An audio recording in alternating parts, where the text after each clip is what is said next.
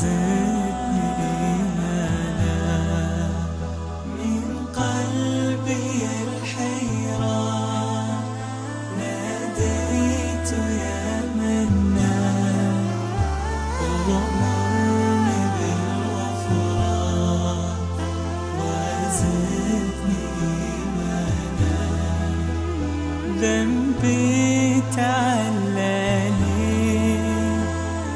للذل أرداني ذنبي تعلاني من قلبي. بسم الله الرحمن الرحیم. الحمد لله رب العالمین والصلاة والسلام على رسوله الامین محمد و علی آله و صحبه اجمعین. بینندگان عزیز و گرامی شبکه جهانی وصال حق، سلام الله علیکم و رحمته و برکاته. باز هم با بخش دیگری از سلسله برنامه‌های زلال ایمان خدمت شما عزیزان و سروران هستیم. همکار عزیزم استاد سلیمانی عزیز را بار دیگر در استودیو با خود دارم. در آغاز سلام‌های خود و شما بیننده‌های عزیز را خدمت استاد سلیمانی بزرگوار تقدیم نموده، ایشان را خیر مقدم می‌گویم. بنده عرض سلام دارم، مقدم می‌کنم خدمت شما برادر عزیزم و همچنین خدمت همه بینندگان عزیز و ارجمند و امیدوارم که در این برنامه همانچه مورد رضای الله متعال است بر زبان من شما جاری بشه. آمین. جزاکم الله خیرا. بیننده‌های عزیز، البته در برنامه گذشته ما روی موضوع توسل بحث داشتیم. توسل را معرفی و یا تعریف کردیم و سپس توسل را بر دو دسته تقسیم کردیم: توسل جایز و توسل ناجایز. در توسل جایز ما سه نوع یا سه قسم را ذکر کردیم. بخش اول که توسل جایز هست، توسل به اسما و صفات الله متعال هست و بخش دومش توسل با اعمال صالحه یا اعمال خیر و کارهای نیک و بخش سوم توسل با دعای مرد صالح زنده. صالح هم باشه اشکال نداره. بله شما فرمودید مرد صالح، میگم زن صالح هم باشه اشکال نداره. انسان صالح، شخص بگیم هر دو را داخل بشه خوب است. نوع سوم دعای شخص صالح به شرطی که زنده باشه. یک کسی را ما فکر میکنیم که شخص نیکی است، برابر است مرد است یا زن هست، میتونیم از او برای خود و برای اولاد خود دعا بخوایم که برای ما در حق ما دعا بکند. این هفته البته روی موضوع توسل ناجائز میپردازیم که توسل ناجائز چی هست. شاید برای بعضی ها اصلا تقسیم بندی توسل بر دو بخش که جایز یا ناجایز هست عجیب باشه و غریب باشه و پذیرفتنی نباشه، چون با آیه‌ای که آنها استدلال میکنن یا ایها الذین آمنوا اتقوا الله و ابتغوا الیه الوسیله، که ای مؤمن ها شما از خدا بترسید و توسل و وسیله تلاش بکنید برای رسیدن به خدا. اینجا دیگه بحث جایز و ناجایز مطرح نیست. وسیله بگیرید هر چیزی که باشد. این تقسیم جایز و ناجایز برای بعضی ها شاید شگفت آور باشه یا پذیرفتنی نباشه. در آغاز من میخوام استاد سلیمانی عزیز اگر همه باور را شما پاسخی برای این باور داشته باشید، برای بعضی ها اصلا تقسیم کردن توسل بر دو دسته که جایز یا ناجایز، مشروع یا نامشروع، همین تقسیم یک چیزی جدید و نوپیدا هست و پذیرفتنی برشان نیست. میشه بگویید که شما از کجا این تقسیم را آوردید که خداوندی که وسیله گفته بود تلاش بکنید و مطلق گذاشته بود، اون آوردید مقید کردید که جایز ناجایز؟ بسم الله الرحمن الرحیم. الحمدلله و الصلاة والسلام علی رسول الله و علی آله و صحبه و من والاه. سوال بسیار مهمی است آنچه که شما اشاره فرمودید و شاید به ذهن بسیاری از مخاطبین و بینندگان ما هم این خطور کرده باشه و دستاویزی است برای بسیاری از کسانی که در باب توسل به بیراه رفتند. درست. که الله متعال در سوره مبارکه مائده آیه 35 میفرماید که اعوذ بالله من الشیطان الرجیم یا ایها الذین آمنوا اتقوا الله و ابتغوا الیه الوسیله. بله. ای کسانی که ایمان آورده اید از الله به پرهیزکاری پیشه کنید، تقوا، و در این مسیر به هر حال وسیله جستجو کنید، تلاش کنید. این وسیله الان اینجا همونجوری که شما اشاره کردین، این وسیله به هر حال مطلق هست. معنایی که در ظاهر برداشت میشه اینه که یک آنچه که سبب تقرب به الله متعال میشه و تقسیم بندی در این قسمت نشده. درست. اما ما همیشه یک قاعده کلی داریم در باب فهم آیات کلام الله مجید که تفسیر آیات قرآن کریم رو ما باید با آیات دیگر قرآن کریم در وهله اول بسنجیم. یعنی اگر یک برداشتی از یک آیه کلام الله مجید مخالفت داشت با آیات دیگر از قرآن کریم، این برداشت نادرستی است از اون آیه. چرا که حرف شما دقیقاً مانند حرف آنهایی می باشد که میگویند قرآن دو نوع هست، یک ظاهر است و یک باطن. نه، این باطن قرآن نیست، اینم خود ظاهر آیات قرآن است. مسئله اینه که ما وقتی که هر برداشتی از آیات کلام الله مجید، دقیقاً این صحبتی که من گفتم در رد همین باور هست. درست. اگه بیشتر بهش دقیق بشیم، هر برداشتی از آیات قرآن کریم که متغایر و منافی با و مخالف با دیگر معانی آیات کلام الله مجید باشه، مفاهیم دیگر قرآن کریم باشه، این برداشت نادرست است و ما همون برداشت های باطنی که خیلی ها میارن و هیچ نسبتی نداره با اصل آیات کلام الله مجید، یکی از دلایل رد اونها این است که آیات دیگر اون رو رد میکنه. یعنی یک برداشتی از یک آیه که آیات فراوان دیگری در مخالف با اون معنا قرار میگیره. درست. و خود الله متعال هم فرمود که افلا یتدبرون القرآن ولو کان من عند غیر الله لوجدوا فیه اختلافا کثیرا. اگر آیه در قرآن تدبر نمیکنند، ببینید بحث تدبر در قرآن است، یعنی اولا که باید تدبر در قرآن صورت بگیره و این تدبر در قرآن اگر انسان تدبر بکنه میبینه که اگر از غیر الله تعالی می بود، ولو کان من عند غیر الله لوجدوا فیه اختلافا کثیرا. یکی از دلایل اینکه این کلام یعنی قرآن کریم از طرف الله متعال هست اینه که در این کتاب اختلافی وجود نداره. اختلاف به چه معنی؟ از دلایل حقانیت این کتاب هست. اختلاف یعنی چی؟ یعنی یک قسمت کتاب با یک قسمت دیگه کتاب، یک آیه با یک آیه دیگه معناش در تضاد نیست.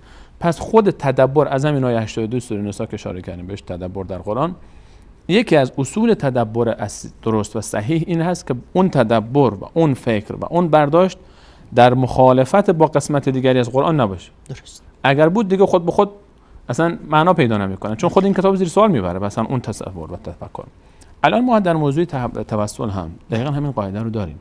ما از کجا اومدیم و تقسیم بندی کردیم توسل جایز و ناجایز؟ از خود آیات کلام الله مجید.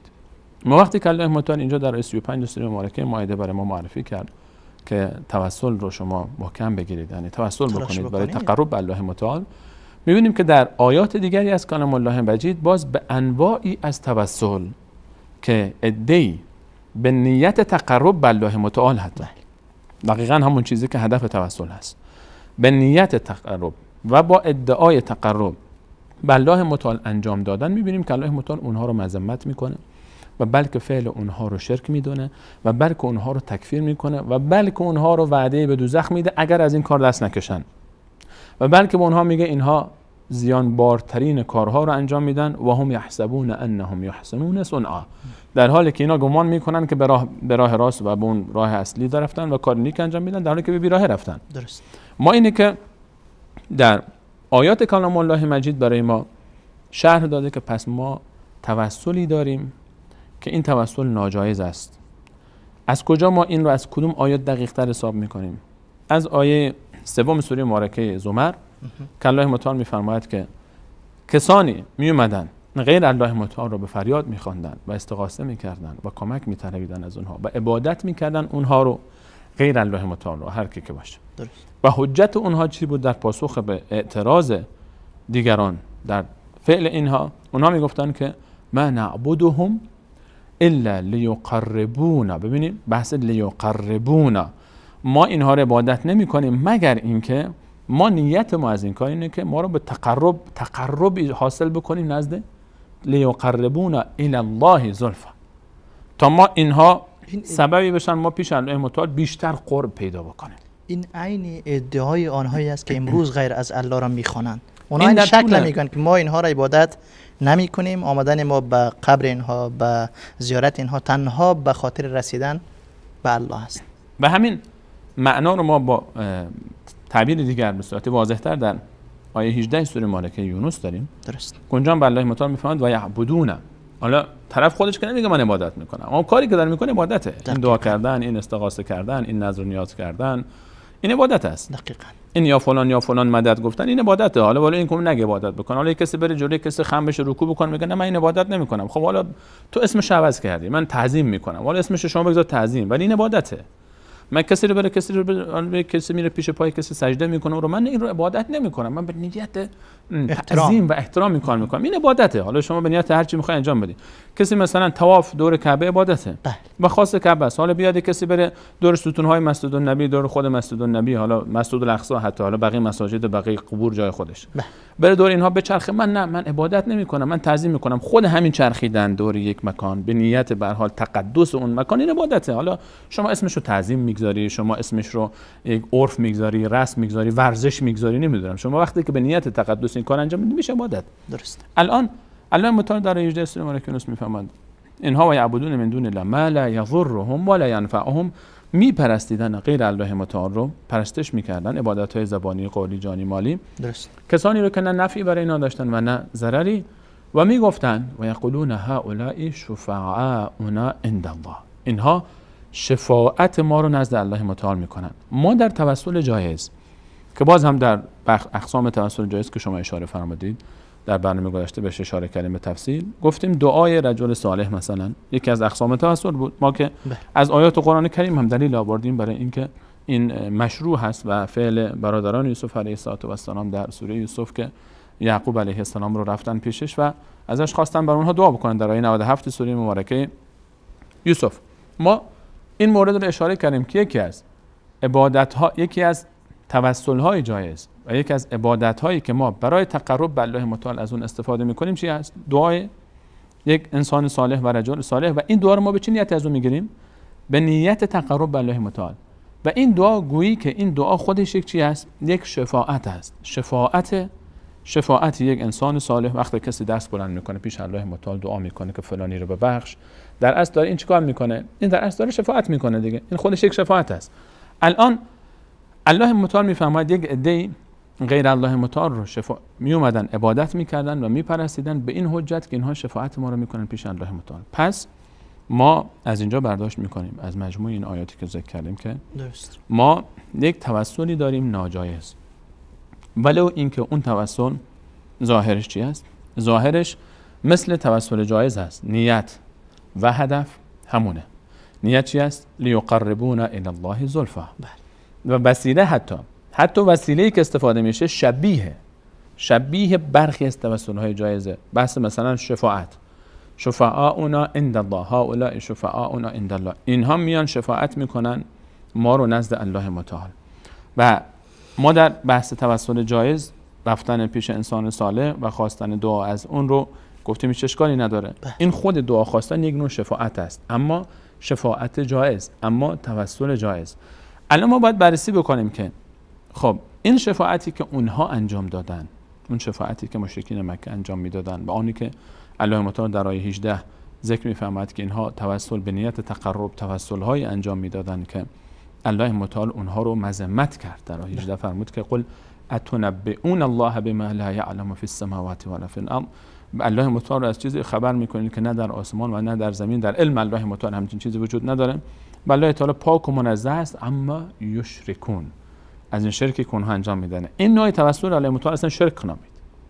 این نوع توسل الله متعال شرک نامید. الان این دلایل اشاره میکنه، پس ما از این دلایل میفهمیم که توسل جایز داریم و توسل ناجایز. اگر حالا ما مثلا میگیم که توسل دو قسم است، توسل جایز و توسل ناجایز، یعنی این چیز من در آوردن شما نیست. این مجموعه آیات کلام الله مجید این معنا رو میفهمونه. درست. ما وقتی که آیات رو کنار هم میگذاریم این معنا رو و این برداشت مشخصه و ظاهره که توسل یک بخش جایز داره و یک بخش ناجایز. و اگر این گونه نبود الله متعال مذمت نمی‌کرد کسانی رو که به نیت تقرب به الله متعال که همون به هر حال توسل است متوسل شدن به یک عده غیر الله متعال و الله متعال اونها رو مذمت کرد. درست. تشکر. سلامت باشید استاد سلیمانی عزیز. از مجموع این آیاتی که شما تلاوت کردین گفتین برداشت کردین که توسل بر دو قسم است، مشروع، نامشروع، جایز و ناجایز. ما در هفته گذشته روی توسل جایز بحث داشتیم. انواعی که ذکر کردین، توسل با اسماء و صفات الله متعال، توسل با اعمال صالحه یا کارهای نیک و توسل با دعای شخص مؤمن زنده. درست است؟ حالا که موضوع این هفته ما توسل ناجایز هست، اینجا هم شبیه آن تقسیم بندی های وجود دارد که ما بگوییم فلان فلان فلان قسم توسل ناجایز می شود یا خیر؟ ما آنچه که بیشتر در بحث توسل ناجایز مطرح است، ما در توسل جایز در بحث اعمال صالحه، چون خود اعمال صالحه یک دایره بزرگ داره و به هر حال هر عبادتی، هر فعلی، عملی، اعتقادی، باوری و حتی ترک یک عملی به قصد تقرب به الله متعال و نیت به هر حال دست یافتن رضایت الله متعال، همه اینها چون که همه اینها عبادت حساب میشه و اعمال صالحه حساب میشه، در بحث توسل به اعمال صالحه داخل هست. اما وقتی که میایم سراغ بحث توسل های ناجایز، غیر از آن مواردی که ما در توسل جایز گفتیم، به صورت عموم بقیه‌اش بگی در بحث توسل ناجایز داخل است. و غالب این توسل ها، اون چیزی که در قرآن هم بهش اشاره میشه، روی محور توسل و به حال استعانت به یک انسان صالح بیشتر انجام میشه. ما در توسل به دعای انسان صالح که قسم سوم توسل جایز بود، الان در این قسمت میبینیم که آیات، وقتی که در تفصیل آیات میریم و در فعل و عمل آنچه که الله متعال توسل ناجایز میخوانه در قرآن کریم وارد میشیم، میبینیم که در این بخش داخل هست، یعنی بخش توسل به انسان صالح، دعای انسان صالح با این حجت انجام میشه، با این حجت داره انجام میشه که ما داریم ناجایز. توسل ناجایز، اون چیزی که قرآن کریم برای ما معرفی میکنه، با این حجت انجام میشه. اما این توسل چی هست؟ این توسلی که ناجایز هست، بله، این رفتن و کمک خواستن. حالا این اقسامش میتونه به هر حال مراتبی داره به خودش. یک عده چیکار میکنن؟ یک عده میرن که پیش یک انسان صالح، انسان صالحی که زنده نیست، از دنیا رفته. درست. برای بحث صالح زنده به هر بحثی نداریم. هر کسی دلیلی میاره که آقا فلانی رفت پیش فلانی، ازش دعا خواست، انبیا، فرزندان انبیا پیش انبیا رفتن، صحابه پیش رسول الله رفتن، اولیا پیش فلانی رفتن، گفتن برای ما دعا بکن. روی این بحثی نیست، روی این اختلاف نظری نیست. اصلا بحثی زنده باشه، انسانی زنده است، بله، انسان دیگری میره پیش او و از او دعا میخواد برای خودش، برای حل مشکلش، برای دفع مضرتی یا جلب منفعتی. درست. این بحثی نیست روش. درست. روش هیچ اختلافی نیست. به این ما صحبت کردیم. اما مسئله میاد سر چی؟ وقتی که انسانی از دنیا رفته، انسان صالحی، انبیا، اولیا، هر کی میخواد باشه، شهدا دیگه، وقتی گفتیم انبیا به طریق اولا، شهدا پایین‌تر از ایشونن، از دنیا رفته انسان صالحی، الان شخصی با همون حجت دعا خواستن از انسان صالح میره سر قبرش و از او میخواد که چیکار بکنه؟ از او میخواد که یا فلان، خطاب میکنه، بله، برو پیش الله متعال شفاعت منو بکن، یا به تعبیر اشفع لنا عند الله، اینو خیلی میشنویم، شفاعت ما رو بکن پیش الله متعال. این حداقلش، یعنی این دیگه کمترین درجه این توسل ناجایزه. ما درجاتی بالاتر از این داریم. درست.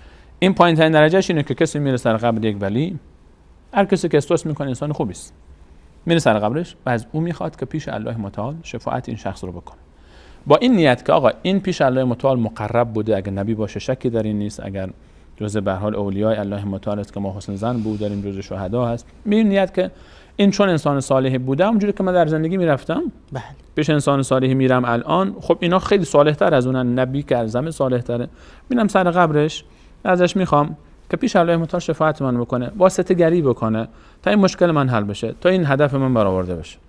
این یک مرحله است. مراحل بالاتر از اینم داره که بعضی اصلا میگن آقا خود این شخص اصلا صاحب اختیاره، خود این عطای، این عین عطای الله متعال است و این اصلا خودش اصلا دیگه علم الله هست و این اذن الله هست و نعوذ بالله تعبیری که خودشون استفاده قدرت الله هست و این اصلا خود به خود اختیار داره، این اصلا خودش شفا میده، این خودش اصلا عالم به غیبه، این خودش خزانه های الله متعال دی به دستش هست. این که اصلا بحث ما رو این ما صحبت نمی‌کنیم امروز، چرا که این رو ما در بحث اعتقاد به ربوبیت الله متعال، افعال الله متعال وقتی که مطرح کردیم، وقتی گفتیم که ابو جهل و ابو لهب هم حتی همچین باوری نداشت که یکی از بندگان الله متعال، یکی از مخلوقات الله متعال در آسمان و زمین، در رزق، در روزی، در خلقت آسمان، در شفا دادن، در بیماری ها، در زنده مرده کردن، مرده زنده کردن، عزت و ذلت دادن، اینو ابو جهل هم در این موضوع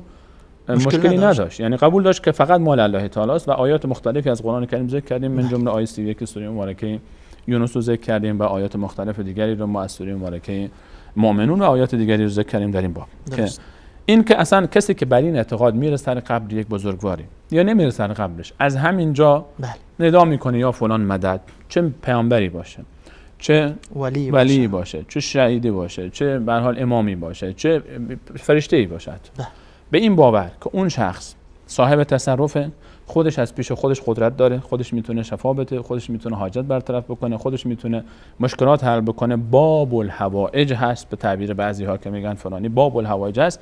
این که اصلا ما روی شرک بودن این عمل، روی کفر بودن این عمل، کفر و شرکی بدتر از ابو جهل، روی این اصلا بحثی نیست. درست. این باور و این اعتقاد بدتر از باور و اعتقاد ابو جهله طبق آیات قرآن کریم. دقیقاً. اما اینکه حالا اون شخص این کاری که کرده آیا مشرک میشه و کافر میشه، اون یک بحث جدایی است که حالا ان شاء الله بهش خواهیم پرداخت که اگر نمیدانه، اگر جاهل هست، اگر نادان هست، اگر خبر نداشته، توبه میکنه ان شاء الله الله متعال میبخشتش. اما اگر کسی میدانه و باز هم این کارو میکنه، اون که دیگه از ابوجهل بدتره. اما بیاین سراغ بحث این که کسی که میره سر قبر، الان بحث روی این موضوع توسلی که ما الان روی اون موضوع، الان ما اون توسل دومی رو که گفتیم الان میگیم یکی میاد میگه یا فلان مدد یا فلان مدد به نیت که کمک میکنم، این اصلا توسل نیست. این دیگه اصلا کلا اینم نوعی از توسل، چون در عنوان کمک طلبیدن، این دیگه اصلا خود به خود خدا گرفتنی که دیگه است. این دیگه خدا گرفتنی توسل نیست. بله. این به قول شما اصلا کلا دیگه چرا میگیم شرک؟ به همین خاطر بهش میگیم شرک ما این رو، چون شریک کردن غیر الله متعال در صفات الله متعال، این اصلا کلا صفات خاص الله تعالی است. یک کسی بر این باوره که فلانی اصلا صفت این خود مثل خداست، خدا 14 تا نکرده، کسی که خدا میگه خدا اینو. کسی که میگه خدا 14 تا خدا مثل خودش خلق کرده، این دیگه اصلا این موضوعش اصلا این اصلا توسل این توسل نمیکنه به اون معنی که قرآن میگه که یعنی شما برای دست یافتن به الله متعال شما برای تقرب به الله متعال وسایل به دست بیارید. این خودش خدا تراشیده برای خودش، برای خودش خدا درست کرده. بعد این شرک هم نیست. این اصلا از شرک هم بالاتر هست. این از بت پرست مکه بدتره. این از اون کسی که به هر حال این از ابو جهل و ابو لهب بدتره. این قرآن بیان میکنه برای.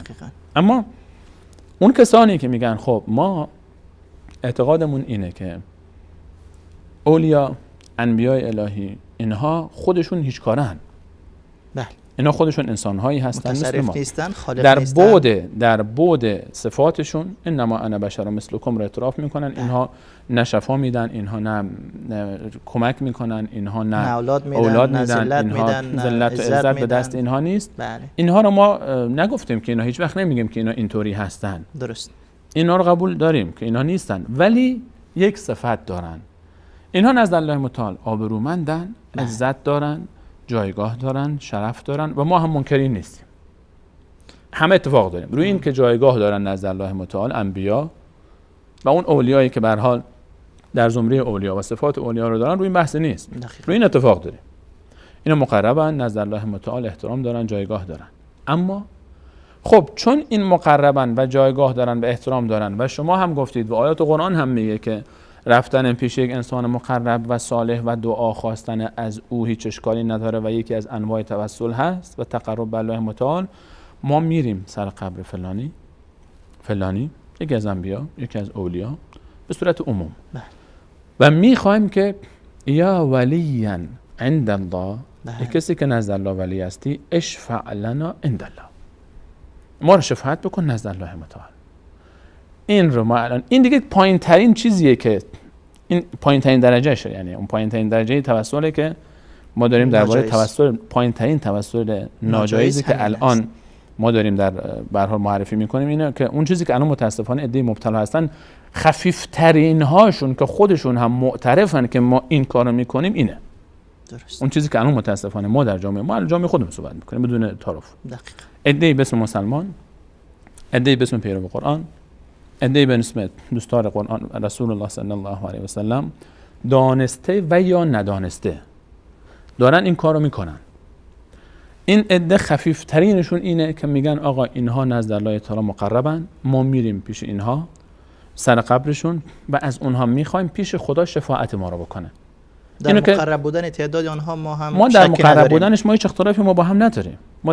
ما با اونا متفقیم در مقرب بودن اولیاء نزد الله متعال و انبیا نزد الله متعال. این خفیف ترین کاریه که داره انجام میشه. به هر نامی کسی میخواد انجام بده. کسی به اسم شیعه انجام میده، کسی به اسم سنی انجام میده، کسی به اسم سلفی انجام میده، کسی به اسم صوفی انجام میده. اسم مهم نیست. دقیقاً. فعل کار مهمه. کسی میره سر قبر یک ولی، نبی، به این نیت که مقرب نزد الله تعالی و میره پیش خدا شفاعت منو میکنه. روی این صحبت داریم. روی این کسانی که این کارو میکنن همه میگن بله ما این کارو میکنیم. روی این اعتراف دارن. حالا یک عده خیلی براتر از این رفتن، اون ابو جهل و ابو لهب و من با اون کاری ندارم. این که خفیف ترینش هست، این دقیقاً چی است؟ این همون چیزی است که الله متعال فرمود که مشرکین مکه ابو جهل چی میگفت؟ هؤلاء شفعاؤنا عند الله. اینها شفاعت ما رو پیش الله متعال میکنن. یکمی برگردیم عقب. ما در سوره مبارکه نوح، الله متعال وقتی که نوح علیه السلام رو میفرسته برای قومش 5 تا اسم ذکر میشه که قوم نوح علیه السلام اینها رو عبادت میکردن. 5 تا اسمن، 5 تا مجسمه بودن، نمیگیم مجسمه، 5 تا نماد بودن از اولیای الله تعالی به اسم ود، سواع، یغوث، یعوق، نصر. این 5 تا ولا تذرون ودا ولا سواعا ولا یغوث و یعوق و نصر. این 5 تا کی بودن؟ اینها 5 تا از مجسمه اولیاء اللهی بودن که در داخل اینها رو مجسمه اولیاء الله بودن که از دنیا رفته بودن. اینها می اومدن پیش اینها، فکر میکنن اینا چون نزد الله تعالی مقربن، وقتی که زنده بودن رفتن پیششون برای ما دعا کن. وقتی که مردن مجسمه های ساختن بین باور که روح این اولیاء میاد در این مجسمه حلول میکنه، صدای ما رو میشنوه، میره پیش الله تعالی شفاعت ما رو میکنه. این رو الله متعال شرک فرمود، این رو شرک خواند. الان ما وقتی که صحبت میکنیم اون موقع مجسمه بود، الان قبره. اون موقع ایستاده بود، الان خوابیده است. فرق نمیکنه. حجت دلیل همون دلیل، توجیه همون توجیه و عمل همون عمله، فقط شکلش عوض شده. شکلش عوض شده. الان این فعل رو الله متعال شرک خواند. چرا شرک خواند؟ چرا؟ سوال دیگه. بله. چرا این اشکال داره؟ مگر اینا نظر مقرب نیستن؟ بله هستن. مگر نمیگم دعای انبیا و اولیاء نزد الله تعالی جز توسل به دعای رجل صالح جایز است؟ بله جایز است. مشکل کجاست؟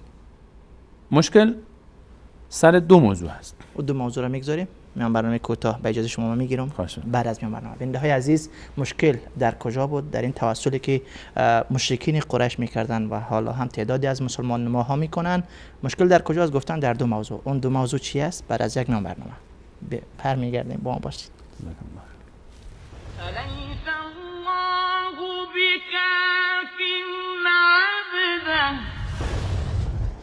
أليس الله بكاف عبده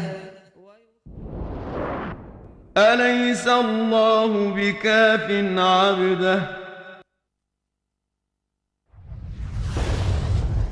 أليس الله بكاف عبده ويخوفونك بالذين من دونه ومن يضلل الله فما له من هاد.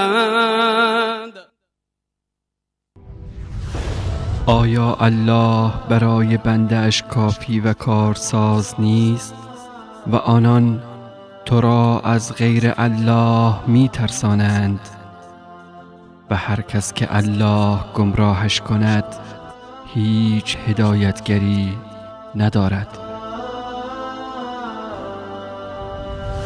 من قلبي الحيران ناديت يا منان أغمرني بالغفران وزدني إيمانا.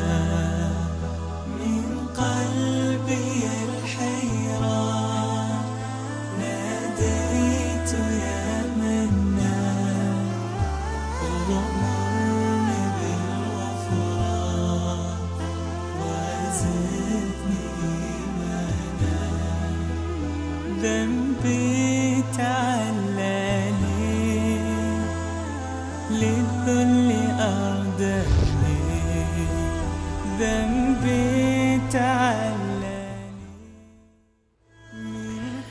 بله بیننده های عزیز و گرامی، با موضوع توسل ناجایز خدمت شما هستیم. اگر فراموش نکرده باشید در ابتدای برنامه ما چرا این تقسیم بندی توسل جایز و ناجایز که از کجا ظهور کرده، از کجا گرفته شده اشاره کردیم که از آیات قرآن کریم ما برداشت کردیم. آیات را وقتی کنار هم گذاشتیم به این نتیجه رسیدیم که توسل بر دو قسم است، توسل جایز و ناجایز. روی توسل جایز در هفته گذشته صحبت های تفصیلی داشتیم و حالا هم روی توسل ناجایز بحث می‌کردیم. استاد سلیمانی عزیز گفتن که بیشترین شبهه‌ای که نزد کسایی که مرتکب توسل ناجایز شدن از سومین نوع توسل جایز خطور کرده و ظهور کرده که نوع سوم توسل جایز این بود رفتن و متوسل شدن با دعای شخص مؤمن نیک که زنده هست.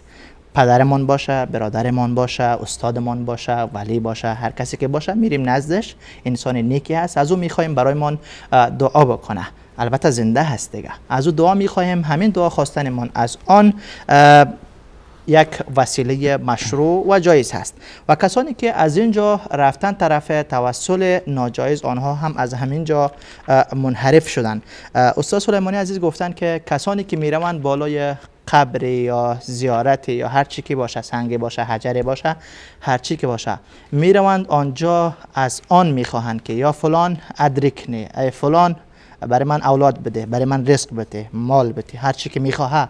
با این گروه ما بحثی نداریم چون وضعیت اینها بالاتر از ابو جهل و ابو لهب هست، چون ابو جهل و ابو لهب هم همچون باوری نداشتن بوقتی که میرفتن پیش بت‌هایشان اونها را متصرف و خالق کائنات و مدبر امور نمیدانستند، فقط میگفتن هؤلاء شفعاؤنا عند الله، اینها را شفیع و سفارشگر نزد الله متعال میدانستند. اما آنانی که میروند و از قبر و حجر و شجری که میخواهند نه تنها آنها را شفعا نمیگردانند بلکه آنها را به عنوان خدا پرستش میکنند و از آنها میخواهند، با آنها بحث نداریم.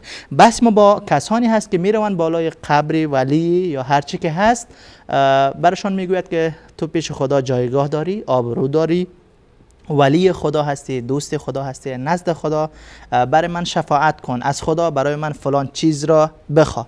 بحث ما روی این هست که این توسل ناجایز هست. استاد سلیمانی عزیز گفتن که رفتن پیش شخص صالح و دعا خواستن از آن اشکالی نداره، ما روی از این هیچ بحثی نداریم.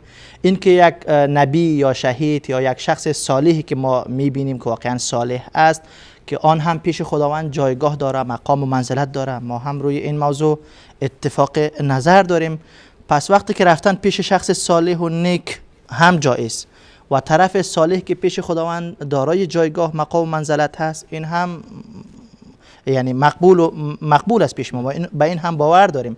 پس مشکل در کجاست؟ رفتن بالای قبر یک صالحی یا نبی باشه، ولی باشه، هر چه که باشه که او هم صالح هست، هم پیش خداوند جایگاه داره. رفتن ما پیش شخص صالح هم جواز شرعی داشت، در توسل جایز ما روش بحث کردیم. پس مشکل از کجا آمد؟ گفتین اینجا دو موضوع هست. دو موضوع چی بود؟ باز هم اگر برگردیم به کلام الله مجید، چون بحث اعتقاد مرجعش الله متعال هست در کتابش و سنت رسول صلی الله علیه و سلم، سنت صحیحه. ما دیدیم که برادران یوسف علیه السلام رفتن پیش یعقوب علیه السلام و ازش خواستن یا ابا نستغفر لنا ذنوبنا انک كنا خاطئین قال سوف استغفر لكم ربی. بله، این دلیل بود برای اثبات این که ما پیش یک انسان صالح اگر بریم دعا بخوایم ازش اشکالی نداره و بلکه این یکی از عبادت هم حساب میشه. برای ما دعا میکنه و ما گویی که ما متوسل میشیم به دعای او پیش الله متعال. او رو انگار که شفاعت ما رو پیش الله متعال میکنه. بله، که اینا رو ببخش. اون شفاعت میکنه گویی. اما چرا حالا این حکایت وقتی که ما سر قبر کسی بریم فرق میکنه؟ بسیار زیاد میبخشید، اگه اجازه میتین. اونجا برادران حضرت یوسف نزد پدرشان حضرت یعقوب رفتن و دعا خواستن. حالا هم یک کسی آغشته به یک گناه هست، گناه کرده میره و بعد میره پیش امام مسجد برای من دعا بکن، اما خودش گناه رو ترک نمیکنه، مصروف هست، ادامه میده. این رفتن فایده داره یا اونجا برادران یوسف قبل از اینکه نزد پدرشان بروند نادم و پشیمون شده بودن؟ توبه به هر حال توبه که شرایط توبه این هست که انسان اونا توبه کردن اونا توبه کردن، گفتن درست. اونا اعتراف کردن که ما گناه کردیم و ترک کردن گناهشون، پشیمان شدن، معذرت خواهی کردن از یوسف علیه السلام. درست. اون که به هر حال توبه، انسان وقتی که توبه رو بخواد قبول بشه، کسی برای اینکه برام دعا بکنه، اولین شرط توبه اینه که گناهش رو ترک بکنه. درست. و گناه استمرار بده و اینجا بیاد دعا بکنه، چه فایده؟ مثل کسی که کسی اینطور برداشت نکنه که شخص صالح هست، خودش مصروف گناه است، مثل کسی است هفته که یک بار بره و بگه برام دعا کن. مثل کسی است که از طرفی سم میخوره، از طرف دیگه دارو میخوره. این دارو چه سودی میکنه؟ فایده ای نداره. اما چه فرقی بین توسل به دعای صالح انسان زنده و کسی که فوت کرده هست؟ فرق سر این دو تا است. این دو مسئله که ما گفتیم، خلق شده. این دو مسئله که ما گفتیم تفاوت بین انسان صالح حی یا همون زنده است بله. و انسانی که فوت کرده، که اینو قرآن به ما داره اشاره میکنه. ما وقتی که میبینیم که مثلا ابو جهل یا قوم نوح یا هر کسی میرفتن میگن یا هبل، و قرآن میفهمن میگفتن شفاعت ما رو پیش الله تعالی بکن، مشکل کجاست؟ الان انسان صالح اولا که میشنوه صدای ما رو، یک. دوما وقتی هم که شنید، تا وقتی که دعا نکنه فایده ای نداره. اصلا خود برادران یوسف وقتی رفتن پیش پدرشون گفتن یا ابانا استغفر لنا ذنوبنا انا كنا خاطئین. اگر آیه همینجا آیه 97 تا اینجا تمام میشد که بای بابا برای ما دعا بکن، ما گناهکار هستیم، و ادامه نمیومد که آیا یعقوب دعا کرد یا نکرد، ما اصلا نمیتونستیم دیگه بگیم آقا دعای انسان صالح هم میتونه فایده بکنه. درست. چرا؟ چون اینکه دلیل نمیشد. برادرها خواستن ازش آیا پدر این کارو کرد؟ وقتی که یعقوب علیه السلام گفت قال سوف استغفر لكم ربی، به ندای اونها لبیک گفت باشه من برای شما دعا میکنم. فعل یک پیامبر معصوم که الله تعالی فرمود که اونها برای شما حجتن، در سوره مبارکه انعام آیه 90 برای ما تمام انبیا رو الگو قرار داده.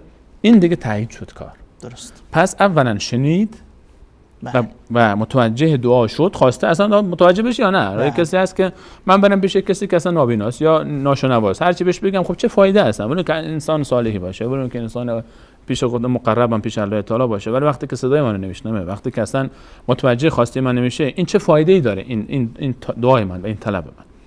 و دوم این که استجابت هم بکنه. وقتی که قبول بکنه، من برم بگن پیش یک انسانی، برم انسان صالحی هم پیش من هست، بگم برای من دعا بکن، ولی دعا نکرد، چه فایده؟ هیچ.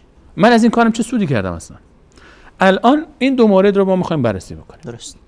آیا اولا اینها میشنوند ندای ما رو؟ دوم اگر شنیدند آیا ندای ما رو استجابت میکنند، یعنی قبول میکنند که برای ما دعا بکنن یا نه؟ این دو تا موضوعه. دو موضوع مهم است. این دو موضوع اگه حل بشه مسئله حله. درست. اما در قرآن کریم وقتی که این دو موضوع مطرح میکنیم، رو موضوع اول اصلا این صدای ما رو میشنوند. در سوره مبارکه فاطر بعد از این که الله متعال آیه 12 و 13 خودش رو توصیف میکنه، صفاتش رو میگه که آسمان و زمین مخالقش من هستم، به دست من شب و روز و به هر حال من مسخر میکنم همه چیز رو، تدبیر امور آسمان و زمین به دست من است. در پایان آیه 13 میفرماید والذین تدعون من دونه، اون کسانی رو که به غیر از الله متعال به فریاد میخوانید، دعا میکنید، میخوانید، از اونها میطلبید، ما یملکون من قطمیر. اولا که اینا اصلا خودشون به ذاته مالک پوست هسته خرما هم نیستن. درست. یعنی اگه به این نیت این کار میکنید که این شخص خودش اختیاری داره که اولا خیال جمع باشه، این اصلا هر کسی میخواد باشه، من دونهی دیگه، والذین تدعون من دونی، هر کسی غیر از الله تعالی، اینا پوست یک هسته خرمایی را مالک نیستن، چه برسه که بخوان مالک آسمان و زمین و شفاء و خزانه ها باشن. این یک بخش. این که جواب اون کسانی بود که اصلا میگن اینا خودشون صاحب اختیارن. درست. این فرمود والذین تدعون من دونه ما یملکون من قطمیر. خب اگر کسی بگه خدایا ما که نگفتیم اینها صاحب اختیارن، مقرب که هستن پیش تو، اینا بخش دوم رو هم در ادامه الله متعال جواب میدهد. ان تدعوهم، خب شما میگید پیش من مقربن، میرید که دعا بکنید تا پیش من بیان شفاعت بکنن. ان تدعوهم، اگر اونها رو بخوانید، لا یسمعوا دعاءکم، نمیشنوند دعای شما رو. این کلامی کی است؟ الله. این رو در قرآن کریم سوره فاطر آیه 13 پایان آیه، هر عزیزی قرآن برداره بخونه. الله متعال میفرماد اون کسانی رو که غیر از الله متعال میخوانید، من دونهی یعنی هر کسی، همه مخلوقات الله متعال بلا استثناء، فرشتگان، انبیا، اولیا، ما یملکون من قطمیر. اولش که اصلا اینها مالک هیچی نیستن حتی برای خودشون. و ما خواندیم که در آیه 188 سوره مبارکه اعراف الله متعال از قول رسول صلی الله علیه و سلم که سردار کائنات است میفهمد قل بگو پیامبر من لا املک لنفسی نفعا ولا ضرا، من برای خودم مالک نفع و ضرر نیستم، شما که به جای خود. این اولا که اینا اصلا خودشون تمام اولیاء اون احترام جایگاهشون قداستشون اون به جای خودش محفوظه، درست، اما انسانن، اما مخلوقن. در ثانی این تدعوهم لا یسمعوا دعاءکم، الله متعال میفهمد اگر شما اینها رو بخوانید نمیشنون صدای شما رو. دیگه دوستان، دیگه کسی که قرآن میخونه نیاد جدل بکنه، اونا رو میرسیم بهش که آقا پس چرا فلان کتاب اینطور گفته، چرا فلان روایت اینطور گفته، چرا اونا همش جواب داره. این قاعده کلی است. الله متعال میفهمد لا یسمعوا دعاءکم، نمیشنون. خب حالا میایم سراغ دیگر. حالا من این رو همینجا میخوام این بحثو اینجا نگه داریم این دعایه رو تا بریم سراغ برخی از شبهات. لا یسمعوا دعاءکم، آقا مگه خود قرآن نفرمود که شهدا زنده هستن؟ ولا تقولوا لمن يقتل في سبيل الله اموات بل احیا. در به مرده ها نگویید که به شهدا نگویید که مردن، بلکه زنده‌اند. در آیه 154 سوره مبارکه بقره، در آیه 169 سوره مبارکه آل عمران الله متعال فرمود ولا تحسبن الذين قتلوا في سبيل الله امواتا بل احیاء. فکر گمان نکنید کسانی که در راه خدا کشته شدن زنده مردن آنها زنده‌اند. آقا مگر ما در روایت‌های صحیح نداریم که انبیا در قبر زنده هستند؟ این مواردی مثل این. انبیا، حیات انبیا در قبر، حیات شهدا در برزخ، تمام آنچه که در این هیته داخل است، چه این دعایی که از سوره از بقره و آل عمران خواندیم برای حیات شهدا، بله، و آن روایت هایی که دلالت میکنه بر حیات انبیا در قبر، درست. همه این موارد، همه اینها جوابش. اولا کسانی که به این استدلال میکنن، اینا دلیلشون چی میگن؟ میگن خب الله تعالی گفت اینا زندن دیگه، خدا میگه شهید زنده است. بله. خب چون زنده است پس ما دعای انسان صالح زنده دیگه، شما گفتید دعای انسان صالح زنده، بله، فلان امام شهید شده. حالا این که اولا که این استدلال از این میخوان دلیل بگیرن برای تمام انبیا و اولیا. اولا که خدا اینجا درباره شهدا گفته، نه که همه انبیا و اولیا. یعنی شهید هم خب انبیا هم همه شهید نشدن، اولیا هم همه شهید نشد. درست. خب میگن روایت هم هست که انبیا حیات خاص دارن، در قبر زنده هستن، عبادت میکنن. ما اصلا روی بحث سندیت و ایناش هم نمیریم، میگه همش قبول، همش قبول باشه، همه اینا قبول. آیات قرآن که شکی درش نیست، روایت هم همه قبول. الان میان سراغ این موضوع که کسانی که میگن قیاس میکنن حیات، میخوان از این دلیل بگیرن که خب چون استغاثه و طلب خواستن و توسل به دعای انسان صالح در حیات زنده بود، جایز بود، انبیا و اولیا و شهدا هم در قبر زنده هستن، پس این هم اشکالی نداره. اولا که ما وقتی که صحبت از حیات برزخ میکنیم، زندگی در برزخ، برزخ چی است؟ فاصله بین دنیا و قیامت. بله. ما این رو بهش میگیم برزخ. در این فاصله ما انسان ها زنده هستیم. مرگ پایان زندگی هیچ انسانی نیست. به اون معنی که ما فهم میکنیم مرگ یعنی تمام شدن انسان، نه، ما اصلا دیگه قرار نیست تمام بشیم الا ماشاء الله. ما قرار نیست از بین بریم، ما هستیم تا ابد هم هستیم، فقط مرحله زندگی ما عوض میشه. ما از دنیا میریم به یک مرحله به اسم برزخ و در اون مرحله ما زندگی میکنیم، همه ما انسان ها خوب و بدمون، حتی کفار و مشرکی، یک حیاتی داریم به اسم حیات و زندگی برزخی، باش میگیم زندگی برزخی. درست. رسول الله فرمود کسی که از دنیا بره یا جاش یا قبرش یک باغ از باغ‌های بهشتی یا جالی از چاله‌های در جهنم. یک زندگی برزخی داریم، عذاب قبر و همه اینا در اون داخله. پس این زندگی اولا که زندگی مال همه است، تنها مال شهدا و انبیا نیست. این یک.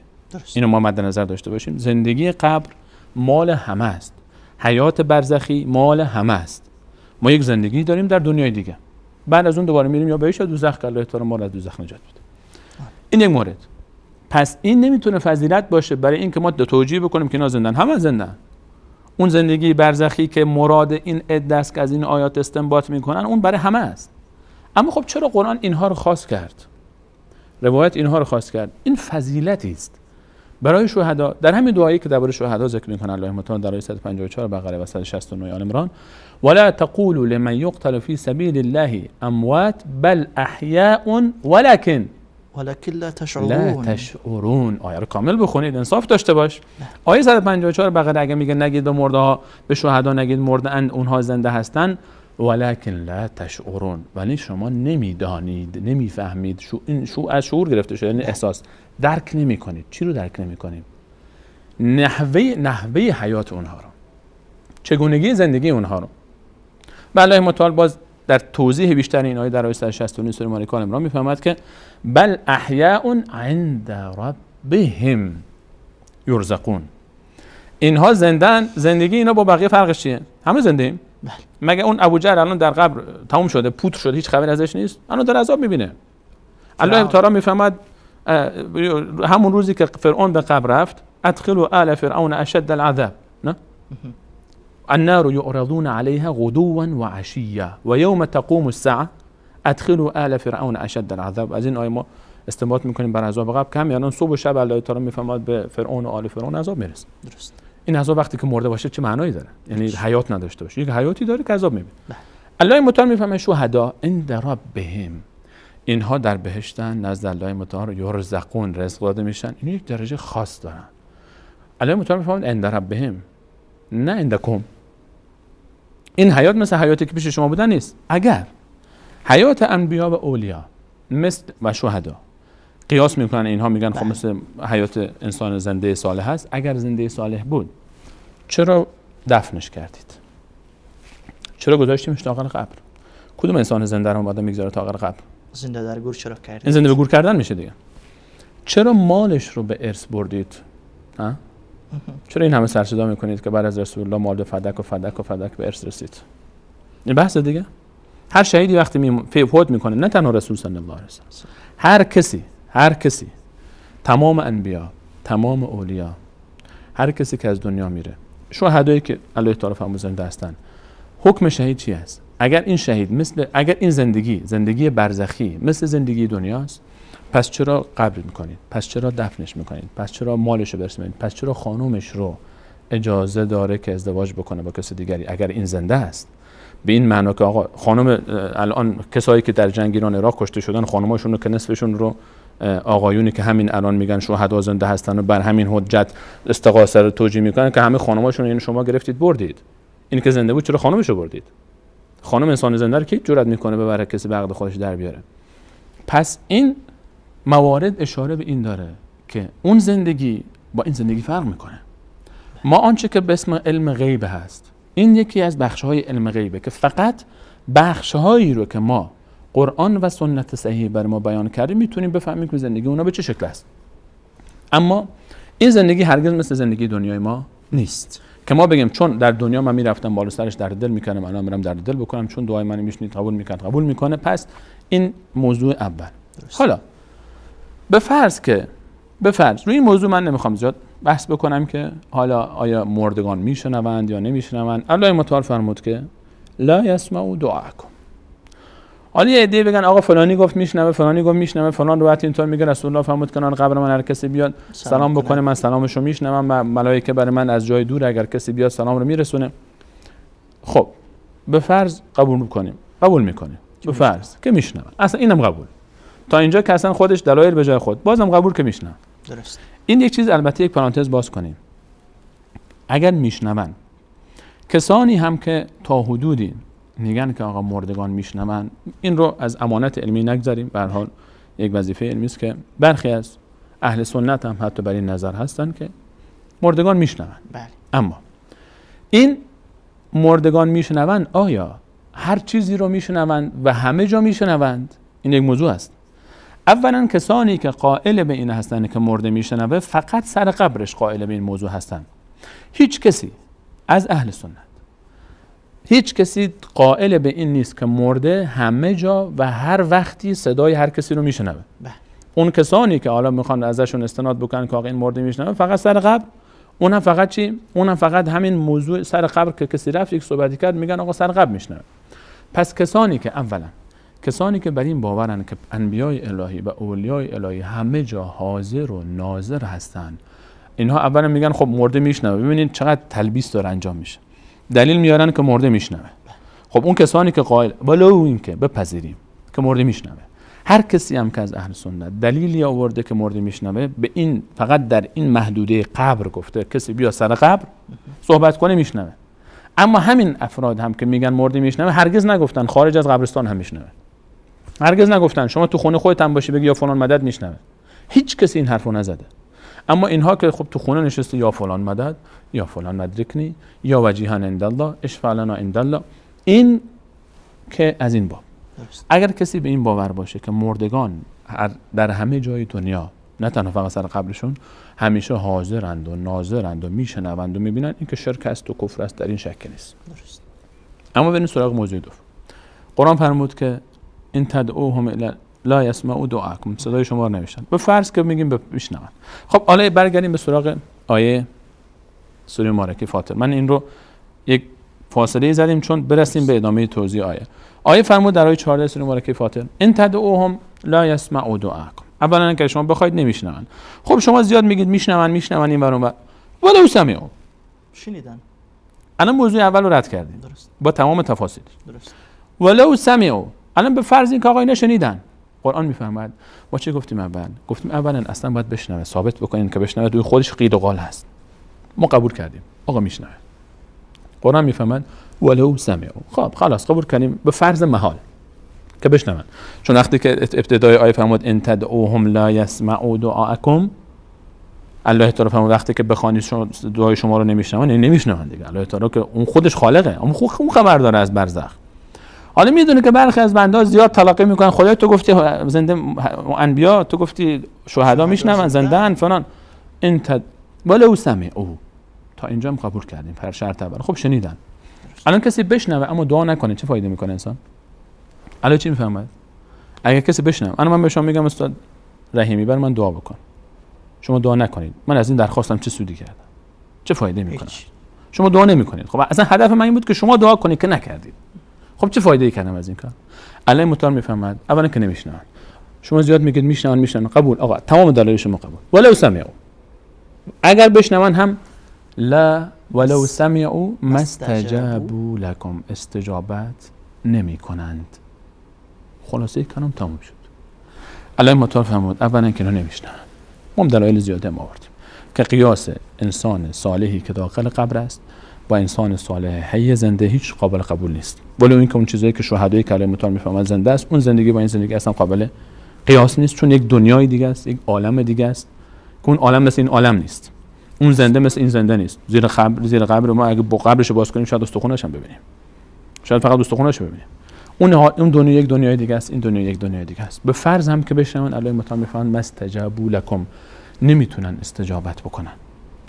این قول کیه؟ الله تعالی است. الله تعالی میگه من مخلوقی به این صفاتی که شما فکر میکنید من نیافریدم. عالم برزخ این عالم اینطوری نیست که شما فکر کنید هر کسی رفت دعا بکنید برای شما، بخواید ازش، بطلبید ازش برای شما کمک بکنه. اولا که خودشون مالک چی نیستن، دوما که نمیشنون. به فرض که بشنون هم مستجابوا لكم. ادامه آیه چی میفهمد؟ و یوم القیامه یکفرون بشرککم. روز قیامت هم که با همین ولی روبرو بشید، اونها انکار میکنن شرک شما رو. یعنی چی؟ یک دفعه صحبت شرک میاد در آیه. خب این شخص رفت سر قبر به نیت توسل، بحث این بود شرک نکرده. از اول بیایم موضوع رو. بله. این میخواد تقرب بکنه به الله تعالی و ابتغوا الیه الوسیله. بله. رفت سر قبر یک انسان رجل صالح نیکی، به قول خودش هی، به قول خودش بله. هی، میگه زنده است در قبر، میشنوه صدای ما رو. الله متعال این عمل رو، رفتن سر قبر یک انسان صالحی که از دنیا رفته، از انبیا، از اولیا، و از او بخواهیم که بین ما و الله تعالی شفاعت بکنه. فقط این، یعنی هؤلاء شفعاؤنا عند الله، یعنی تو برو پیش خدا شفاعت منو بکن. اگر از اون که صاحب قبر مستقیم خواستن که اون که اصلا دیگه اون که از ابو جهل و ابو لهب بدتر میشه طرف. همین که فکر بکنه بین خودش و الله تعالی عده‌ای هستن در قبر، اونایی که از دنیا رفتن، ما اونایی که زنده هستن با این حرفی نداریم. بله.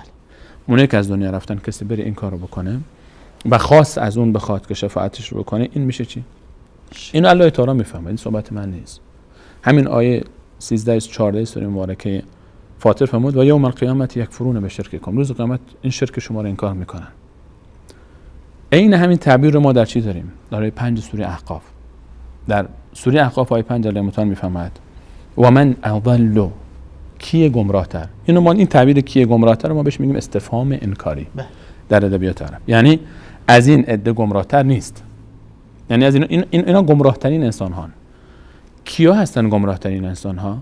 من کیه گمراه تر از کسی که یدعو من دون الله، میخواند غیر الله تعالی رو. من دون الله، غیر الله تعالی، انبیا، اولیا، تمام مخلوقات الله تعالی. ما شاید اینجا من دون الله هدفش چیزهای بعدی باشن، نه اولیاء الله. ببینیم وقتی الله تعالی میفهمد من دون الله معناش چیه؟ غیر الله.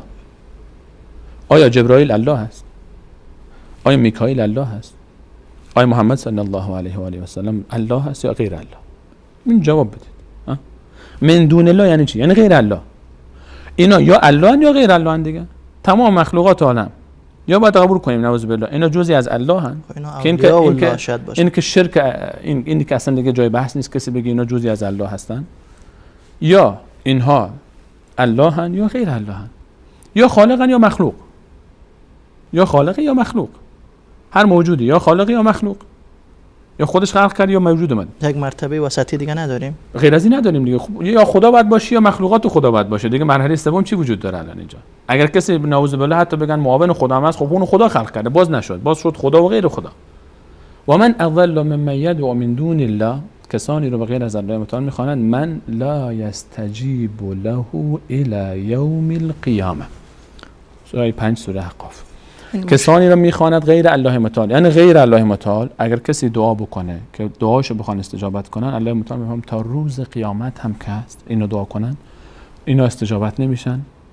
خب این کسایی که استجابت نمیکنن دعائهم غافلون، این کسانی که استجابت میگن میکنن ما کسایی رو دعا میکنیم اونها استجابت میکنن و از دعاهای ما غافل هم نیستن. این آیت کیا هستن اینها؟ الله متعال میفرماید آیا الا یعلم من خلق و هو اللطیف الخبیر، آیا الله متعال که میگه من همچین کسایی رو خلق نکردم عالم تر است یا این بنده‌ای که هنوز نفهمید روخانی قرآن بلد نیست؟ این میخواد برای الله متعال تعریف بکنه، خلقت الله متعال رو براش معرفی بکنه که یا الله نه تو این مخلوقاتی داری نعوذ بالله تو خودت خبر نداری، تو درسته که در قرآن اینا رو گفتی اما من دیدم، من مخلوقاتی داری که این قدرت داره. الله میگه من ندارم، حالا اینا میگن نه تو داری. مالک عالم میگه من ندارم همچین مخلوقاتی. اتنبئون الله بما لا یعلم فی السماوات ولا فی الارض، شما چیز از الله متعال از چیزی آگاه میکنید که در علم الله متعال در آسمان و زمین همچین چیزی نیست، اصلا خلق نشده که چی در علمش نیست اصلا، نه قبلا بوده نه الان قرار باشه و نه در آینده خواهد بود. علم الله تعالی نیست، یعنی وقتی در علم الله تعالی نیست یعنی نه قبلا بوده نه الان هست و نه قراره که در آینده باشه اصلا، چون در علم الله تعالی نیست یعنی اصلا الله تعالی اراده نداره همچین موجودی خلق کنه، همچین واسطه گری بین شما باشه. و من اضل ممن یدعو من دون الله، ما اصلا و هم تو این آیه ببینیم که و هم عن دعائهم غافلون. هم این کیه؟ این ضمیر هم برای چی استفاده میشه؟ ضمیر هم جمع مذکره که برای ذوی العقول استفاده میشه. اون کسانی که صاحب عقلند، اون انسانها، اون موجوداتی که میفهمن درک میکنن. اینجا کسی نهید بگیم من مراد بوته، چون هیچ وقت برای بوت ضمیر هم استفاده نمیشه. الان اینجا و هم عن دعائهم غافلون، اینها از دعایشون غافل هستن. و بعد در آیه بعدی میفهمد و اذا حشر الناس كانوا لهم اعداء و كانوا بعبادتهم کافرین. روز قیامت هم و اذا حشر الناس، این شبیه همون آیه 14 سوره مبارکه فاطر است. وقتی که روز قیامت حشر میشن كانوا لهم اعداء، کیا دشمن کیا میشن؟ اون کسانی که فرا خوانده میشدن از اولیا و انبیا، دشمن کسانی میشن که اونها رو میخواندن. و كانوا بعبادتهم، با اون کسانی که مورد عبادت قرار میگرفتن و ندا و استغاثه به عبادت کسانی که اونها رو میخواندن کفر میورزن، یعنی انکار میکنن این کارشون رو. خب با عبادتشان این کار میکردن، اینا که عبادت نمیکنن تنها از او کمک میخوان، شفاعت میخوان، سفارش میخوان. خود الله متعال فرمود و كانوا بعبادتهم، این عبادت اینا چی بود اصلا؟ در اول آیه قبل چی فرمود؟ و من اضل ممن یدعو، اصلا صحبت از دعاست، صحبت از خواستنه، صحبت از طلبیدنه. الله متعال همین رو میگه عبادت. خود همین اصلا استغاثه یعنی فلان خواستن، این میشه عبادت. خلاصه صحبت اینه که الله متعال در آیاتی که ذکر کردیم فرمود که کسانی که به این حجت میرن سر قبر اولیا و انبیا یا اصلا نمیرن، زحمت هم نمیدن به خودشون، یک گوشه نشستن یا فلان ادرکنی یا فلان مدد، اینها با وجود اینکه ولو اینها بگن فقط ما این عده رو بین خود و الله متعال شفاعتگر میدانیم، شفاعت ما رو پیش الله متعال میکنم به خاطر تقرب به الله متعال، این شرک است، این کفر است.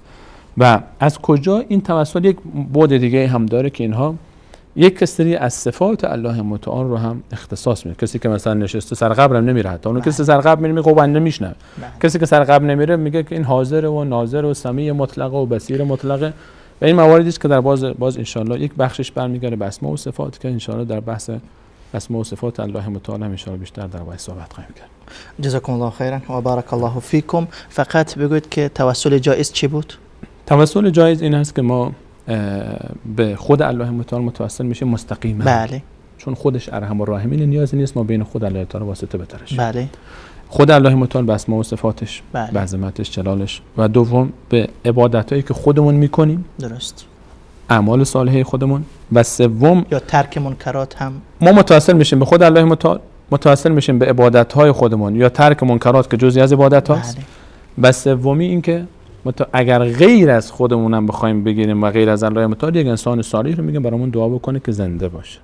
و اگر رفتیم سر قبر کسی یا کسی از سر قبرم نرفتیم، اعتقاد داشتیم زنده همینجوری میشنوه، این که دیگه شرک و کفر و شک داشت. اگر اونها رو وسیط و شفاعتگر قرار دادیم، این میشه این کمترین درجهشه. اگر از خودشان خواستیم دیگه اون که دیگه مهدی ادریک اون ابو جهل هم از ما فرار خواهد کرد. جزاکم الله خیرا و بارک الله فیکم. تشکر. یقینا بیننده های عزیز از صحبت های علمی استاد سلیمانی عزیز در مورد توسل جایز و ناجایز استفاده کردید، مستفید شدین، مثل که من مستفید شدم. همه شما عزیزان را به خداوند یکتا و یگانه میسپارم. الله یار و مددگارتان. و السلام علیکم و رحمت الله و برکاته. قلبي الحيران ناديت يا منان أغمرني بالغفران وزدني إيمانا من قلبي الحيران ناديت يا منان أغمرني بالغفران وزدني إيمانا ذنبي تعلاني للذل أردني ذنبي تعلاني